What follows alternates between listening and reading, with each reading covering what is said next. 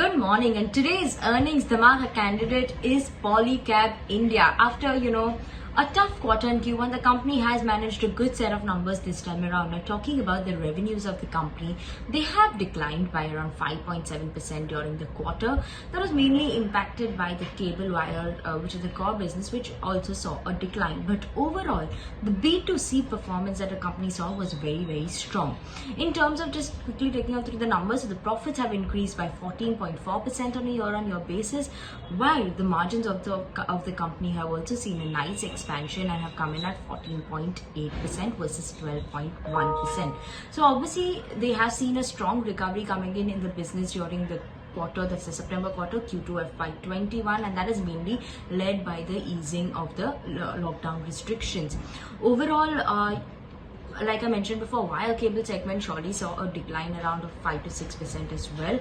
But while the wire cable segment remained muted during the quarter, the housing wire segment that saw a good strong double-digit growth during the quarter, and they saw good demand coming in both semi-urban as well as rural regions. So that is surely showing a trend that rural and semi-urban regions are doing their work at home, and all that is continuing now and it's recovering. So that is what has kept the company going this quarter and has led to a good number.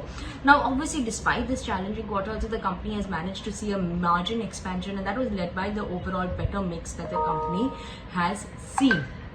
Talking about what the management commentary actually indicates is the overall demand trends that they're seeing are quite encouraging, and many of the consumer facing companies, businesses have started coming back to seeing growth and reaching their pre-COVID levels or last year levels.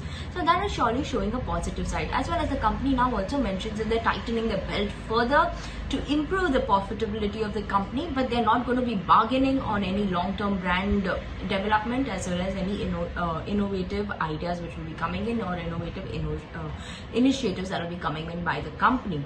Now overall, the management remains quite optimistic on the robust economic potential over the mid to long term, plus the government initiatives they think will obviously help reviving the consumer sentiment a bit better. So that is something that is a very positive sign coming in from the management as well.